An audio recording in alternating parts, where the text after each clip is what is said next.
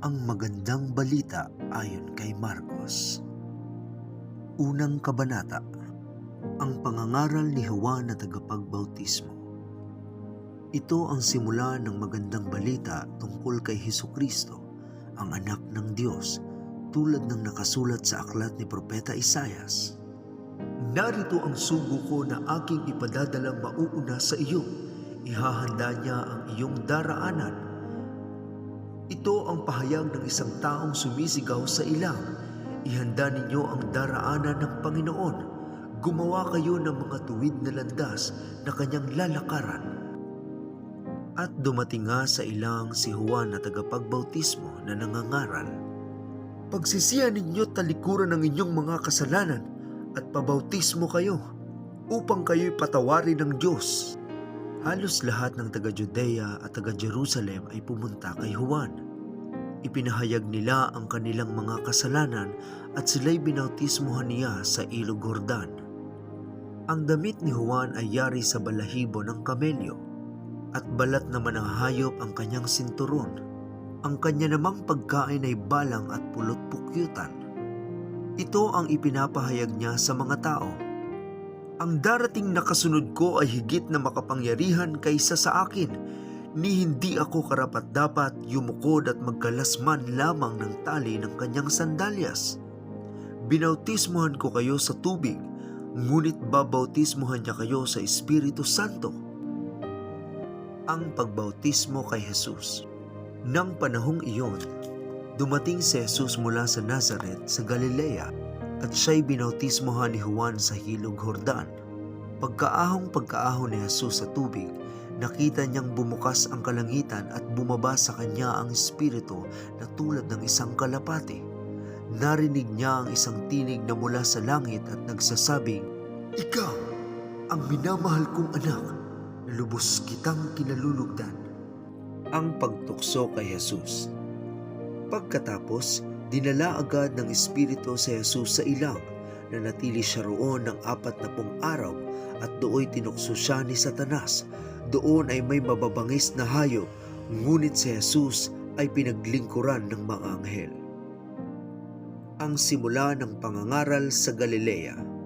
Nang ibinilanggo si Juan, nagpunta si Jesus sa Galilea at ipinangaral doon ang magandang balita mula sa Diyos. Sinabi niya, "Dumating na ang takdang panahon. Malapit nang maghari ang Diyos, kaya magsisi na kayo talikuran ang inyong mga kasalanan. Paniwalaan ninyo ang magandang balita." Ang pagtawag sa 4 na mangingisda. Habang naglalakad si Jesus sa tabi ng lawa ng Galilea, nakita niya ang magkapatid na Simon at Andres na nanguhuli ng isda sa pamamagitan ng lambat. Sila'y kapwa mga mangingisda.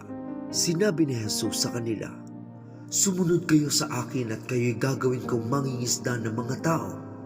Pagkasabi niya nito ay agad iniwan ng magkapatid ang kanilang mga lambat at sumunod sa kanya. Nagpatuloy siya sa paglalakad at sa di kalayuan ay nakita naman niya ang magkapatid na Santiago at Juan na mga anak ni Zebedeo. Sila'y nasa kanilang bangka at nag-aayos ng mga lambat. Tinawag din sila agad ni Jesus at sila ay sumunod din sa kanya. Iniwan nila sa bangka ang kanilang ama na kasama ang kanilang mga upahang manggagawa. Pinagaling ang sinasapian ng masamang espiritu. Nagpunta sina Jesus sa Capernaum at nang sumunod na araw ng pamamahinga ay pumasok si Jesus sa sinagoga at nagturo. Namangha ang mga tao sapagkat nagtuturo siya ng may kapangyarihan, hindi tulad ng mga tagapagturo ng kautusan. Bigla namang pumasok sa sinagoga ang isang lalaking sinasapian ng masamang espiritu. Ito'y sumisigaw, "Ano ang pakay mo sa amin, Jesus na taga Nazaret? Naparito ka ba upang kami puksain? Kilala kita, ikaw ang banal na mula sa Diyos." Ngunit iniutos ni Jesus sa masamang espiritu, "Tumahimik ka, lumabas ka sa kanya." Pinangisay ng masamang espiritu ang lalaki at sumisigaw itong lumabas sa kanya. Ang lahat ay namangha kaya't sila'y nagtanungan sa isa't isa, "Paanong nangyari iyon? Ito ay isang kakaibang katuruan.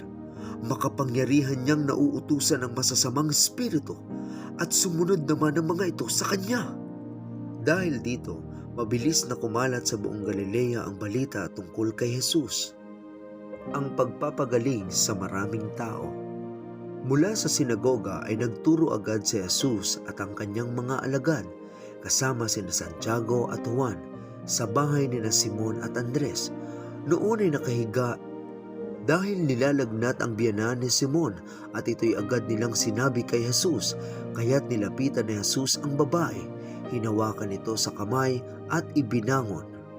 Noon di gumaling ito at naghanda ng pagkain para sa kanila. Pagsapit ng gabi, pagkalubog ng araw, dinala kay Jesus ang lahat ng may sakit at ang mga sinasapian ng demonyo. Halos lahat ng mga taga roon ay nagkatipon sa harap ng bahay. Pinagaling ni Jesus ang maraming may sakit. Anuman ang kanilang karamdaman, pinalayas din niya ang mga demonyo at hindi niya hinayaang magsalita ang mga ito sapagkat alam nila kung sino siya. Ang pangangaral ni Jesus sa Galilea. Madaling araw pa'y bumangon na si Jesus at nagpunta sa isang lugar na walang tao at doon ay nanalangin siya. Hinanap siya ni Simon at ng mga kasama nito at nang matagpuan siya ay sinabi nila, "Hinahanap po kayo ng mga tao." Ngunit sinabi niya sa kanila, "Kailangang pumunta rin tayo sa mga karatig bayan upang makapangaral ako roon. Ito ang dahilan ng pagparito ko." Nilibot nga ni Jesus ang buong Galilea. Nangaral siya sa kanilang mga sinagoga at nagpalayas ng mga demonyo. Pinagaling ni Jesus ang isang ketongin. Isang taong may ketong ang lumapit kay Jesus. Lumuhod ito at nagmakaawa. "Kung nais po ninyo ako'y inyong mapagaling at magagawang malinis."